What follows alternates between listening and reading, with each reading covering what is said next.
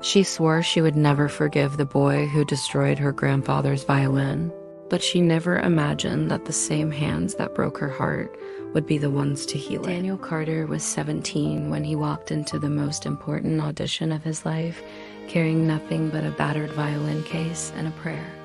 The instrument inside was older than his mother, scratched and worn, held together by tape and desperate hope. It had belonged to his grandfather, a man he never met, but felt he knew through every note that sang from those ancient strings. His mother told him stories about how his grandfather played in the streets of New York during the Depression, how music kept their family alive when nothing else could. That violin was all Daniel had left of a legacy he was determined to honor. The audition hall at the Manhattan Conservatory of Music smelled like privilege and old money. Crystal chandeliers hung from ceilings that seemed to touch the sky. Daniel's sneakers squeaked against marble floors as he made his way past students in designer clothes, carrying instruments that cost more than his mother's car. He clutched his grandfather's violin tighter, feeling every judgmental stare burning into his back. He didn't belong here. Everyone knew it, but he had to try. Elena Prescott sat in the front row of the audition panel, her perfectly manicured fingers drumming impatiently against her notebook. At 23, she was the youngest music critic ever to sit on the conservatory selection committee, a position she earned through talent, ruthless ambition, and a last name that opened doors before she even knocked. Her grandfather, Victor Prescott, sat beside her, the legendary conductor whose opinion could make or break a career with a single word. Elena had learned from the best. She knew how to spot mediocrity the moment it walked through those doors. Daniel's number was called. He walked to the center of the stage, his hands trembling as he removed his grandfather's violin from its case. A ripple of barely concealed laughter spread through the waiting students. Someone whispered loud enough for him to hear that they didn't know the conservatory accepted donations from pawn shops. Daniel's face burned with humiliation, but he raised the violin to his shoulder. This was his moment. His grandfather's moment. He closed his eyes and began to play. The first notes were tentative, uncertain, like a bird testing broken wings. But then something shifted. The music began to flow, raw and honest, filled with every struggle, every sacrifice, every dream his family had poured into that weathered instrument. He played like his life depended on it because in so many ways it did. The scholarship from this conservatory was his only chance to escape the cycle of poverty that had trapped his family for generations. His mother worked 3 jobs to keep them afloat. This was for her. This was for his grandfather. This was for everyone who told him a poor kid from Brooklyn would never amount to anything. But Elena heard something else entirely. She heard passion without polish, emotion without technique, desire without discipline. She leaned toward her grandfather and whispered that this was exactly the kind of amateur sentimentality that diluted the standards of classical music. Victor Prescott nodded slowly, his eyes fixed on the boy and his broken violin. When Daniel finished playing, his hands were shaking, his heart pounding so hard he thought everyone in the room could hear it. Elena stood up, her voice cutting through the silence like a blade. She thanked Daniel for his time, but explained that the conservatory maintained certain standards. She pointed out every technical flaw in his performance, every missed opportunity for expression, every shortcoming in his instrument. She suggested that perhaps Daniel should consider a more realistic career path, something more suited to someone with his background and resources. Her words were chosen carefully, professionally cruel, designed to discourage without technically being offensive. She never mentioned his poverty directly. She didn't have to. Daniel felt something break inside him that had nothing to do with music. He looked down at his grandfather's violin, suddenly seeing it through Elena's eyes. Cheap, broken, not good enough. Just like him, he wanted to defend himself, to tell her that this violin had more soul in its scratched wood than all the expensive instruments in this building combined. but the words stuck in his throat, choking him with shame and rage. He carefully placed the violin back in its case, his hands steady now in a way they hadn't been when he was playing. He thanked the panel for their time, his voice flat and emotionless, and walked out of that hall knowing he would never walk back in. But Victor Prescott saw something in that moment that his granddaughter missed. He watched the boy leave, his mind racing back decades to another young man with another old violin. Victor stood abruptly, ignoring Elena's confused expression, and followed Daniel into the hallway. He called out, his voice echoing off the marble walls. Daniel stopped but didn't turn around. He couldn't bear to face another rejection, another reminder of how far he was from belonging in this world. Victor approached slowly, his eyes fixed on the violin case in Daniel's hand. He asked if he could see the instrument. Daniel hesitated, his pride screaming at him to refuse, but something in the old man's voice made him comply. He opened the case, revealing the worn violin with its carefully repaired cracks and faded varnish. Victor's hands trembled as he reached out to touch it.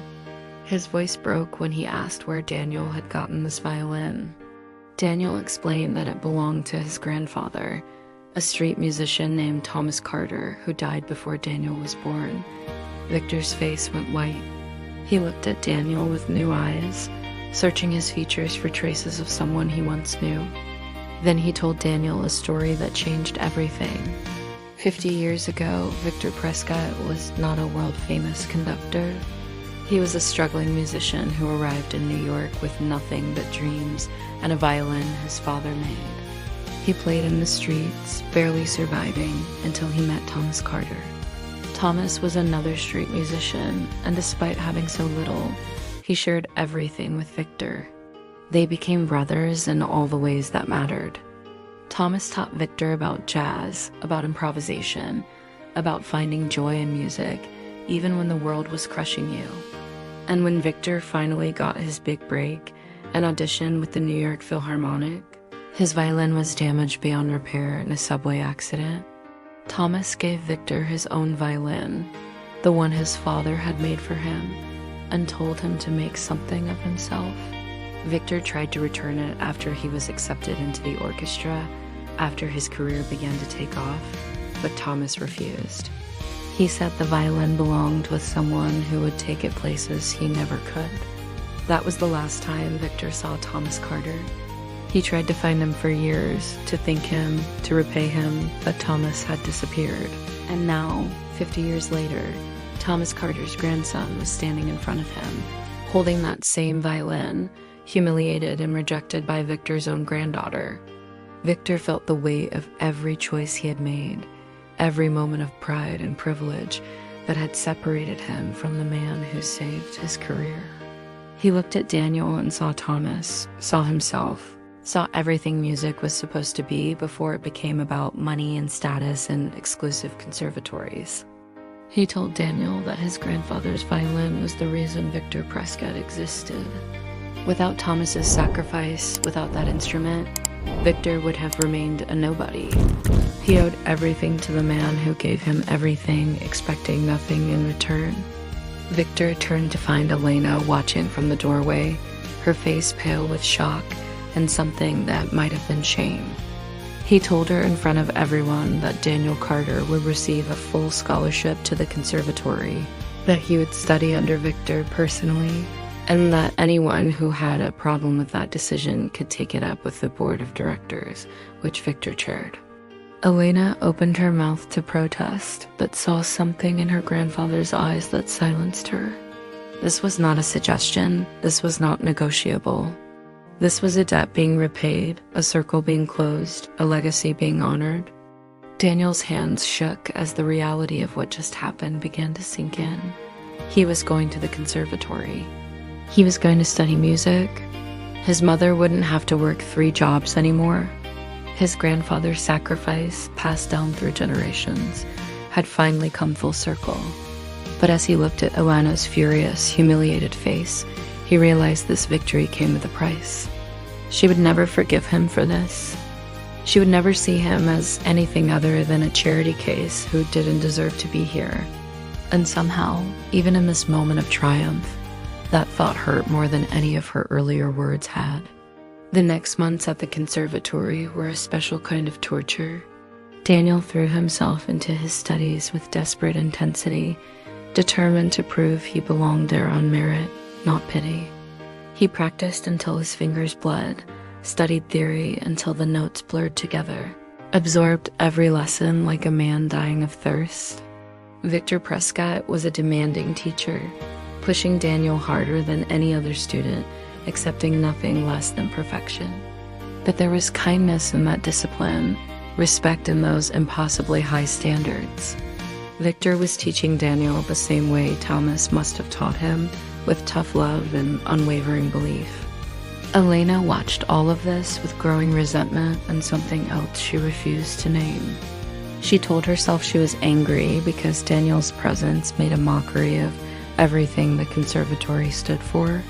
She told herself she resented the special treatment her grandfather showed him, the way Victor's eyes lit up when Daniel played, the pride in his voice when he spoke about Daniel's progress. She told herself it had nothing to do with the way Daniel's passion for music made her remember why she fell in love with it in the first place, back before it became about critics and careers and maintaining impossible standards. She told herself a lot of things, none of them were entirely true. Their paths crossed constantly in the narrow hallways of the conservatory, each encounter charged with tension that neither can name. Elena criticized Daniel's performances with professional precision, finding flaws where others saw beauty, pointing out imperfections in technique that didn't diminish the emotional impact of his playing. Daniel endured her criticism with quiet dignity, never arguing, never defending himself, just absorbing her words and working harder. It infuriated Elena that he wouldn't fight back, wouldn't give her a reason to justify the anger that burned in her chest every time she saw him. Then came the winter showcase, the most important performance of the year. The entire music world would be watching. Scouts from major orchestras, representatives from record labels, critics who could make or destroy a career with a single review. Daniel was scheduled to perform a solo piece, his first major public performance since the audition that changed his life. He practiced obsessively, his grandfather's violin singing songs of hope and fear in equal measure. Victor pushed him harder than ever, demanding perfection, accepting nothing less than complete mastery of every note, every phrase, every moment of silence between the sounds. 3 days before the showcase, disaster struck. Daniel's violin case was found in the practice room, the lock broken, the interior empty. His grandfather's violin was gone. The conservatory erupted into chaos. Security searched every room, questioned every student, but the violin had vanished. Daniel felt the ground disappear beneath his feet. This wasn't just about the performance.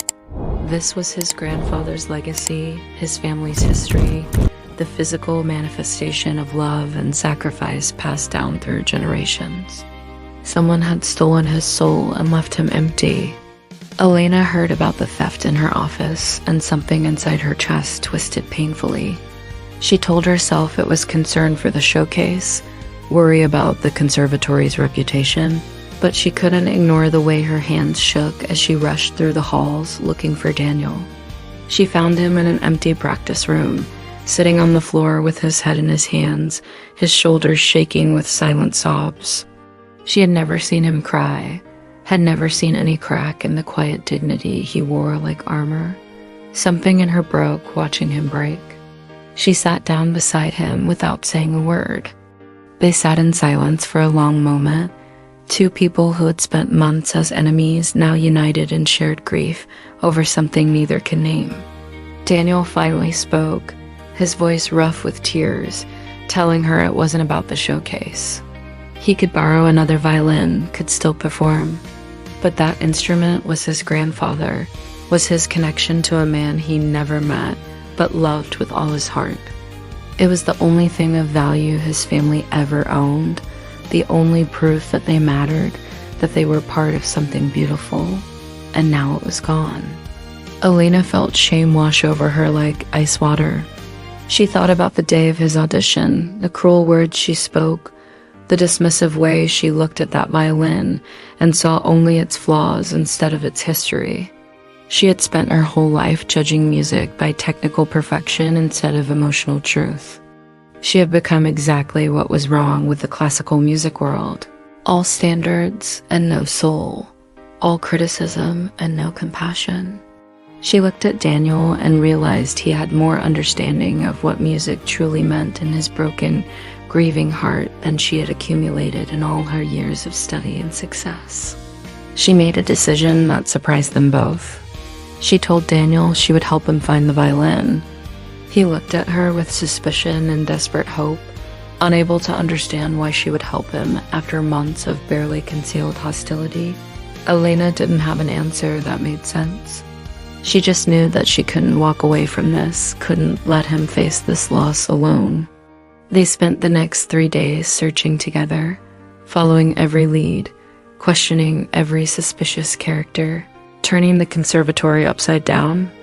They barely slept, running on coffee and determination and something else that neither was ready to name. It was Elena who finally found the crucial clue. She noticed one of the senior students, Marcus Holbrook, had been wearing a new expensive watch and bragging about a sudden influx of cash from a mysterious source. Marcus was from old money, had never needed to work a day in his life, but his family had recently cut him off after one too many scandals. Elena and Daniel confronted him in the practice rooms late at night, their exhaustion making them bold. Marcus laughed at first, denied everything with practiced ease. But when Elena mentioned calling the police, his composure cracked. He admitted he took the violin to a pawn shop in Queens, desperate for cash, assuming it was worthless junk no one would miss. He had no idea about its history, its significance, the lives it connected across decades.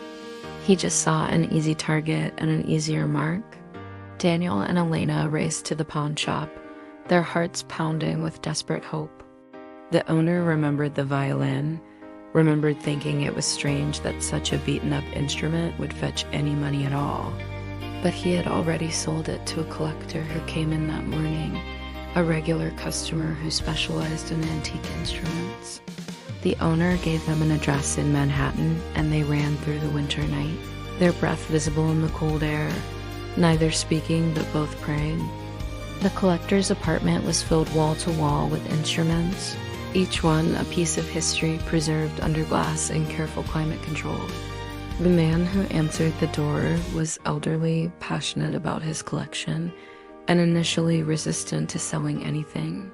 But when Elena explained the violin's history, when Daniel told him about his grandfather and Victor Prescott and the debt that connected them across 50 years, something in the collector's face softened. He retrieved the violin from a back room and placed it gently in Daniel's shaking hands. He refused payment, saying that some instruments weren't meant to be locked away in collections. They were meant to be played, to live, to sing. He told Daniel to take his grandfather's violin home where it belonged. Daniel cradled the instrument like a child, tears streaming down his face as he ran his fingers over the familiar cracks and worn varnish. Elena watched him with something breaking and rebuilding simultaneously in her chest. She realized in that moment that she had been wrong about everything. Wrong about Daniel, wrong about music, wrong about what truly mattered. She had spent her life building walls of standards and criticism to protect herself from the vulnerability that real art demanded. Daniel had those walls destroyed from birth, had no choice but to pour his raw, unprotected heart into everything he played. That wasn't weakness. That was the bravest thing she had ever witnessed. They walked back to the conservatory in silence, the violin safe between them, the weight of everything unsaid hanging in the cold air. Daniel finally spoke, his voice quiet but steady.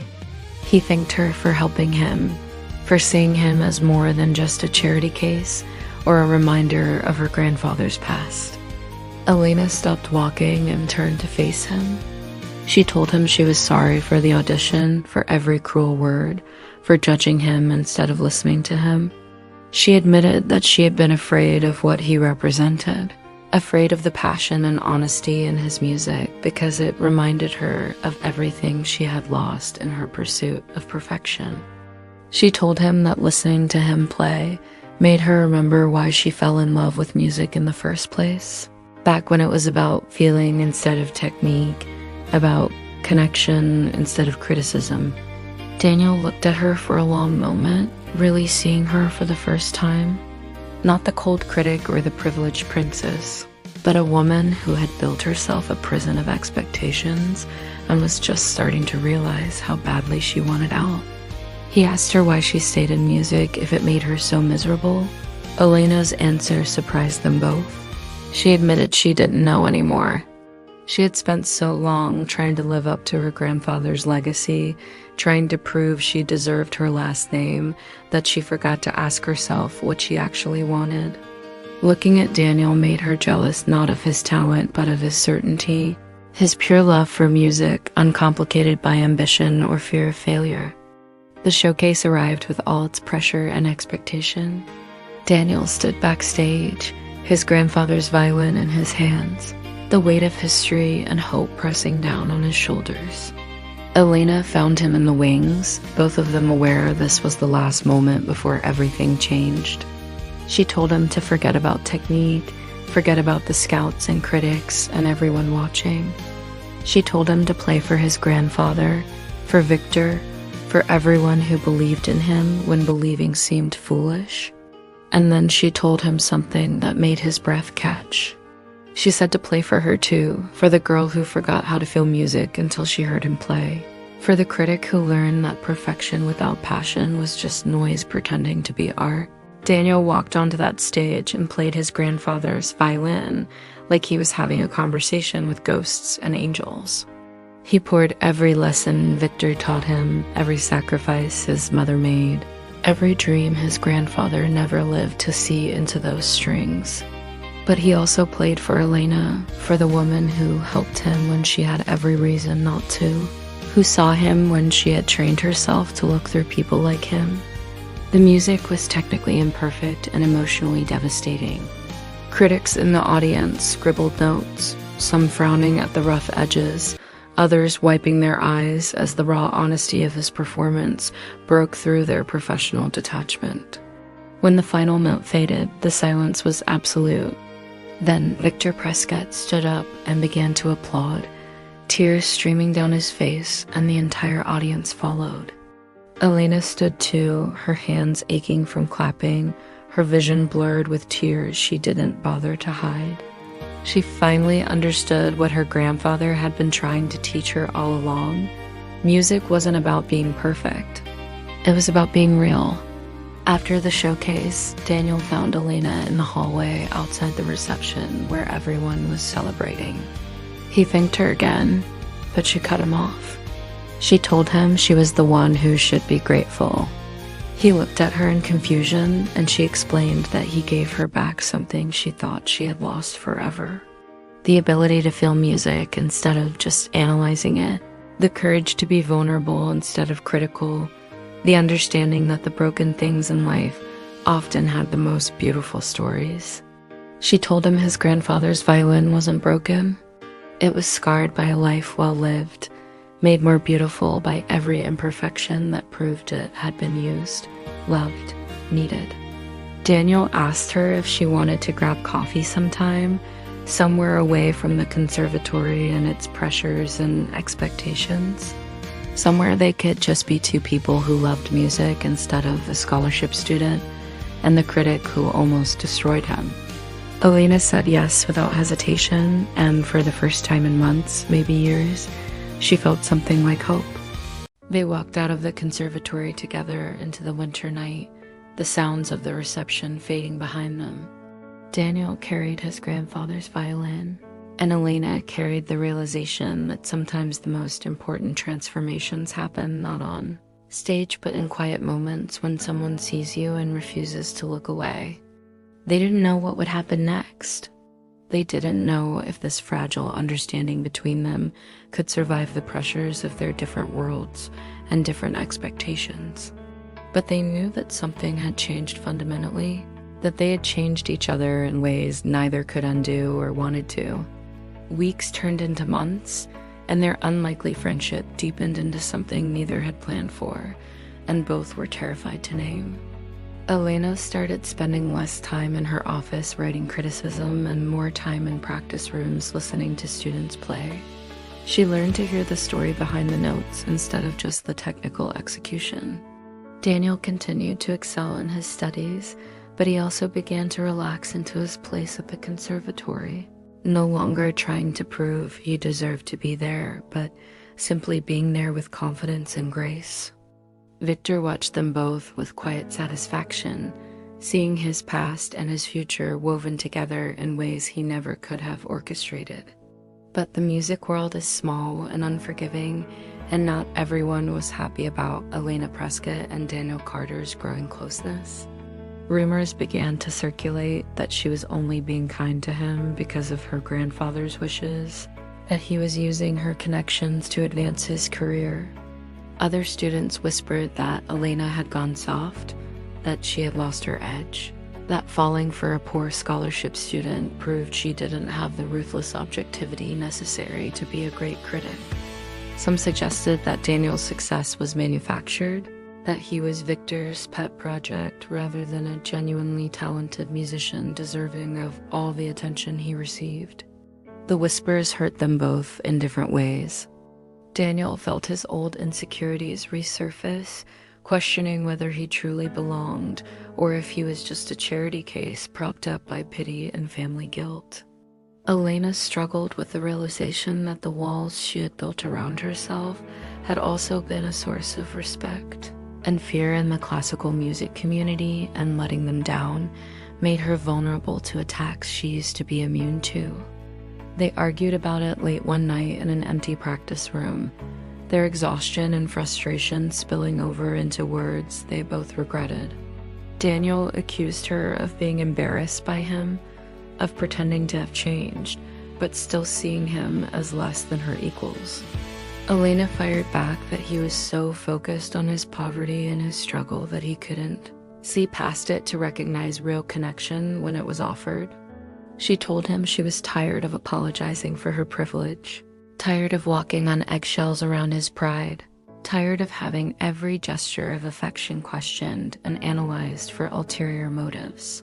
He told her she had no idea what it was like to walk through the world, knowing everyone was waiting for you to fail, to prove that people like him didn't belong in places like this. She told him he had no idea what it was like to be judged for every decision, to have people assume your success was inherited rather than earned, to be reduced to a last name and a bank account instead of seen as a person with her own struggles and fears. They stood on opposite sides of the room, breathing hard, the space between them feeling like an impossible distance. Then Elena did something that surprised them both. She started to cry, real tears that she didn't try to hide or control. She told him she was scared. Scared that he was right, that she couldn't fully understand his experience, that the gap between their worlds was too wide to bridge. But she was more scared of losing him, of giving up on something real because it was complicated and messy and didn't fit into the neat boxes the world wanted them to stay in. She told him she loved him, and saying it out loud felt like jumping off a cliff without knowing if there was water below. Daniel felt his anger drain away, replaced by a vulnerability that terrified him. He told her he loved her too, have loved her probably since the night they searched for his grandfather's violin together, when she chose to help him instead of judge him. But he was scared of needing her too much, of losing himself in her world, of becoming just another accessory to her life instead of a person with his own identity and value. She crossed the room and took his hands and told him that loving her didn't mean losing himself. It meant trusting her enough to be vulnerable, to admit he couldn't do everything alone, to accept that needing someone wasn't weakness but the bravest kind of strength. They held each other in that practice room, Two people from different worlds, learning that love doesn't erase differences, but makes them matter less than connection. They agreed to stop listening to what other people said about them and start listening to what they said to each other. They promised to be honest about their fears and insecurities instead of letting them fester into resentment. They admitted they didn't have all the answers, that navigating a relationship between such different backgrounds would be complicated and sometimes painful, but that they wanted to try anyway. The spring concert was Daniel's final performance before graduation. He had job offers from 3 major orchestras, opportunities that would have seemed impossible a year ago. Elena had been offered a position at a major music magazine, a chance to use her voice to champion new talent instead of just criticizing established names. Victor Prescott announced his retirement, saying he had accomplished everything he set out to do and more. He watched Daniel and Elena together and saw the circle completed, the debt repaid, the legacy honored in ways that transcended music. For his final performance, Daniel chose to play a piece he composed himself, inspired by his grandfather's story and dedicated to everyone who helped him find his way. He played his grandfather's violin, its scars and repairs visible under the stage lights, proof that broken things could still make beautiful music. Elena sat in the audience with Victor beside her, both of them crying unabashedly as Daniel's music filled the hall with all the joy and pain and hope that makes life worth living. After the performance, after the standing ovation and the congratulations and the celebration, Daniel and Elena stood on the conservatory steps watching the sun rise over Manhattan. He asked her what came next, and she admitted she didn't know. They both had opportunities pulling them in different directions, careers to build, lives to live. But she knew. She wanted him in her future, whatever shape that future took. He told her he felt the same, that she had changed him in ways he was still discovering, that loving her made him better at everything, including loving himself. They stood there holding hands, the city waking up around them, both aware that this was not an ending but a beginning. They didn't know if their love would survive the pressures and demands of their different worlds. They didn't know if the music world would ever fully accept their relationship, or if they would always be the subject of gossip and speculation.